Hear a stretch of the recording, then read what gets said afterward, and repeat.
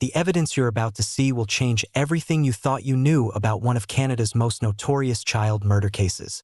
My name is Marcus Crawford, and I've spent 15 years exposing police misconduct across this country. I've seen departments cover up everything from brutality to corruption, but what I discovered about the Christine Jessup murder case in Queensville, Ontario, represents one of the most calculated and deliberate cover-ups I've ever encountered. This isn't about incompetence. This is about a timeline that was manufactured to protect the real killer. On October 3, 1984, 9-year-old Christine Jessup disappeared while walking home from school in the small town of Queensville, Ontario. 3 months later, her body was discovered in a field 50 kilometers away. The police immediately established an official timeline. Christine was abducted and killed between 3:30 and 5 p.m. that afternoon. Case closed, they said. But here's what they didn't want you to know. At least 4 independent witnesses saw Christine alive hours after the police claimed she was already dead. But that's just the beginning of what went wrong in this investigation. The timeline contradictions were so obvious, so glaring, that internal police memos actually acknowledged them. Yet instead of following these leads, investigators were instructed to ignore witness testimony that didn't fit their predetermined narrative. What I'm about to show you isn't just police incompetence. It's evidence of a systematic cover-up that allowed a child killer to walk free while destroying an innocent man's life in the process. The first impossibility in the police timeline centers on Christine's last confirmed sighting. According to the official investigation, Christine left her elementary school at approximately 3:15 p.m. on October 3, 1984. The school was located on Main Street in Queensville, a small farming community about 40 minutes north of Toronto. Christine lived with her mother Janet and her 9-year-old brother Kenny in a modest bungalow on Leslie Street, roughly 8 blocks from the school. It was a route she had walked hundreds of times before. The police established that Christine's normal walk home took between 12 and 15 minutes. This meant she should have arrived at her house no later than 3:30 p.m. But here's where the official timeline starts falling apart. Janet Jessup, Christine's mother, worked as a clerk at a local insurance office. She typically arrived home from work at 5:15 p.m. When Janet walked through her front door that afternoon, she immediately noticed that Christine wasn't there. The house was empty, silent, with no sign that her daughter had ever made it home from school.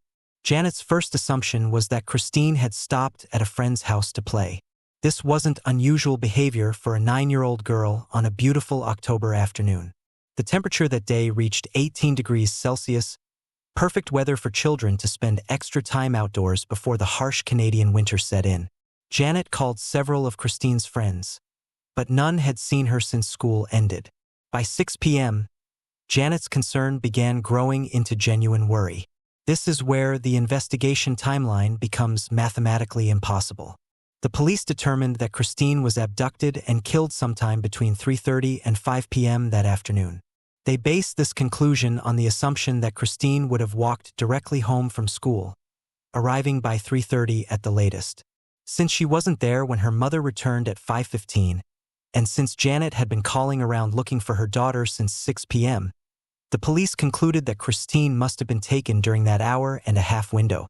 But 4 separate witnesses saw Christine alive well beyond 5 p.m. that day.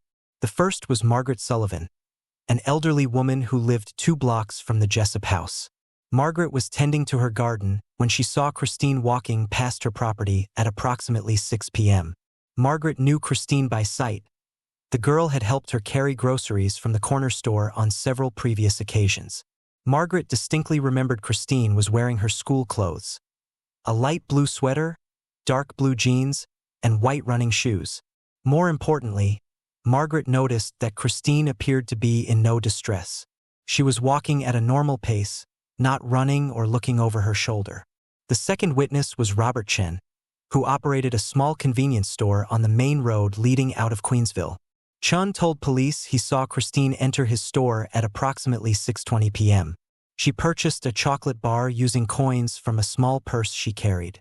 Chun remembered the interaction clearly because Christine seemed unusually quiet. Typically, she was a chatty child who would ask about his family or comment on the weather. That evening, she simply pointed to the chocolate bar, paid, and left without speaking. Chun watched through his window as she walked west on Highway 48, heading away from town. The third witness was David Morrison, a local farmer who was driving his pickup truck along Highway 48 at approximately 6:45 p.m. Morrison saw a young girl matching Christine's description walking alone on the gravel shoulder of the road. She was still wearing the light blue sweater that Margaret Sullivan had described seeing 20 minutes earlier. Morrison considered stopping to offer the girl a ride, but decided against it. In 1984, stranger danger campaigns had made many adults reluctant to approach children they didn't know, even with good intentions. Morrison continued driving to his destination, but the image of the lone child walking along the highway stayed with him. The fourth and final witness was Linda Parker, who worked the evening shift at a truck stop diner located approximately 15 kilometers west of Queensville. Parker told police that a young girl matching Christine's description entered the diner at approximately 7:15 p.m. The girl appeared tired and asked for a glass of water. Parker offered to call the girl's parents, but the child declined and quickly left the restaurant. Parker watched through her window as the girl continued walking west along Highway 48, disappearing into the gathering darkness. Let me be clear about what these witness accounts mean. If the police timeline is accurate, Christine was already dead by 5 p.m. Yet 4 credible witnesses placed her alive and moving through the community between 6 p.m. and 7:15 p.m. That's more than 2 hours after the official time of death. This isn't a minor discrepancy or confusion about timing. This is a fundamental impossibility that should have forced investigators to completely reconsider their entire approach to the case. But here's what makes this cover-up even more disturbing. Internal police memos that were only released decades later show that investigators were fully aware of these timeline contradictions from the very beginning. A memo dated October 8, 1984, just 5 days after Christine's disappearance, explicitly states, multiple witnesses place subject alive beyond established timeline parameters. Recommend interview protocol adjustment to maintain consistency with preliminary findings. Read that again. Recommend interview protocol adjustment to maintain consistency with preliminary findings. They weren't adjusting their investigation based on new evidence. They were adjusting the evidence to fit their predetermined conclusion. Detective Sergeant William McDonnell, who led the initial investigation, wrote a follow-up memo on October 15 that's even more damning. Witness testimony regarding extended timeline creates unnecessary complications for prosecution timeline. Suggest focus on physical evidence and known associates rather than pursuing temporal discrepancies. In plain English, McDonnell was instructing his team to ignore witness testimony that contradicted their theory of the case. This wasn't police work. This was police corruption. The consequences of this deliberate obstruction were devastating and far-reaching. By establishing an artificial timeline that placed Christine's death between 3:30 and 5 p.m., investigators focused their attention on individuals who had access to Christine during that narrow window. This led them directly to Guy Paul Morin, a 24-year-old man who lived next door to the Jessup family. Morin was an unusual character by small-town standards. He was quiet, introverted, and had interests that his neighbors found strange. He played the clarinet, kept bees, and had converted part of his family's property into a small organic garden. In the conservative farming community of Queensville, these hobbies made him stand out as different, weird, suspicious. When police began looking for someone with opportunity during their fabricated timeline, Morin became an obvious target. The investigation into Morin was sloppy from the beginning, but it fit the narrative that police had already constructed. They theorized that Christine had walked home from school as usual, arriving at 3:30 p.m. Finding no one home, she had gone outside to play in her backyard. At some point between 3:30 and 5 p.m., Morin had allegedly lured Christine onto his property, abducted her, driven her to the remote field where her body was later found, killed her, and returned home before Janet Jessup arrived at 5:15 p.m. This theory had multiple problems beyond the timeline contradictions. Morin had no history of violence, no criminal record, and no known interest in children. His car showed no forensic evidence of having transported Christine or her body. His clothing contained no blood, hair, or fiber evidence linking him to the crime scene. Most importantly, several witnesses could place Morin at his home during key portions of the time frame when the crime allegedly occurred. But none of these exculpatory facts mattered because the police had already committed to their false timeline. By refusing to acknowledge that Christine had been alive hours after their supposed time of death, investigators could ignore the mountain of evidence suggesting that someone else entirely had committed this horrific crime. Guy Paul Morin was arrested on April 22, 1985, nearly 7 months after Christine's disappearance. The arrest was based primarily on circumstantial evidence and the testimony of a jailhouse informant who later recanted his statement. Morin's first trial ended in acquittal, but the Crown appealed and won a retrial.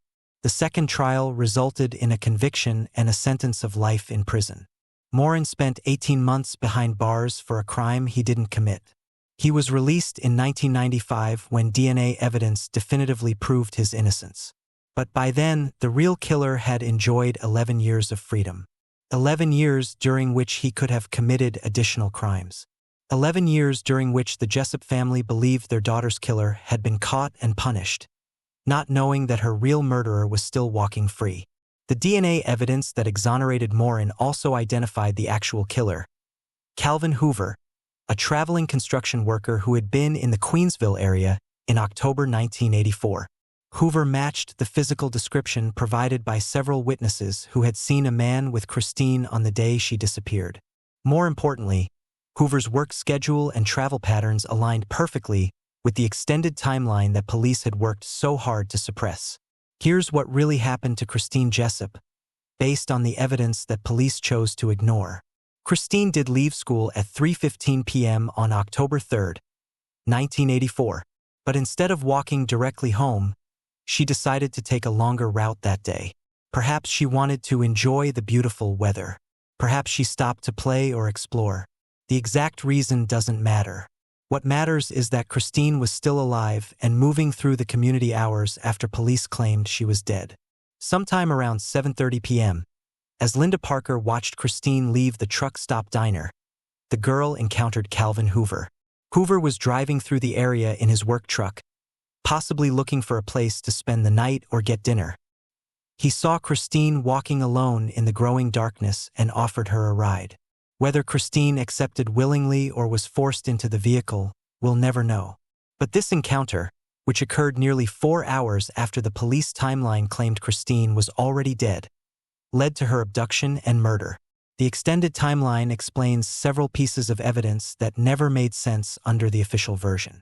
Christine's body showed signs of exposure to outdoor elements for a period longer than the police timeline allowed. Insect activity on the remains suggested a different decomposition pattern than would be expected if she had been killed and buried immediately. Most importantly, trace evidence found on Christine's clothing matched materials that Hoover's construction work would have exposed him to, but that weren't present in Morin's home or property. All of these forensic details were available to investigators from the beginning, but acknowledging them would have required admitting that their timeline was wrong, their theory was flawed, and their target was innocent. Rather than face that embarrassment, they chose to pursue a case they knew was built on lies. The cover-up extended beyond just ignoring witness testimony. Police actively intimidated witnesses who insisted they had seen Christine alive beyond the official timeline. Margaret Sullivan, the elderly woman who saw Christine at 6 p.m., was visited 3 times by detectives who told her she was confused about the timing and probably saw someone else. Robert Chun, the store owner, was told that his account was inconsistent with physical evidence, and that continuing to insist he saw Christine after 6 p.m. could hinder the investigation. David Morrison, the farmer who saw Christine walking on Highway 48, was never interviewed officially despite reporting his sighting to police multiple times. His calls to the tip line were logged but never followed up. Linda Parker, the diner employee, was told that her testimony was unreliable because she had been drinking coffee all evening and her judgment might have been impaired by caffeine. These weren't legitimate concerns about witness reliability. This was systematic intimidation designed to eliminate testimony that contradicted the prosecution's case. Police were essentially telling community members that their eyes had deceived them, their memories were wrong, and their attempts to help find justice for Christine were unwelcome complications. The psychological impact on these witnesses was severe and long-lasting. Margaret Sullivan stopped tending her garden and rarely left her house in the months following Christine's disappearance. She told her daughter that she felt guilty for seeing something I wasn't supposed to see. Robert Chun closed his convenience store early every evening for months, afraid that police would return to question him again. David Morrison never reported another crime or suspicious activity to police for the rest of his life, telling friends that they don't want to hear what you actually saw. This witness intimidation had a chilling effect on the entire community. People began to doubt their own perceptions and memories. If police could tell multiple witnesses that they were wrong about something they clearly saw, what else might they be wrong about? The social fabric of trust that holds small communities together began to unravel. But the most devastating impact was on the Jessup family themselves. Janet Jessup spent 11 years believing that her daughter's killer had been caught and punished. She testified at both of Morin's trials, looking him in the eye and describing the pain of losing her child. When DNA evidence proved Morin's innocence in 1995, Janet realized that she had helped convict an innocent man while her daughter's real murderer was still walking free.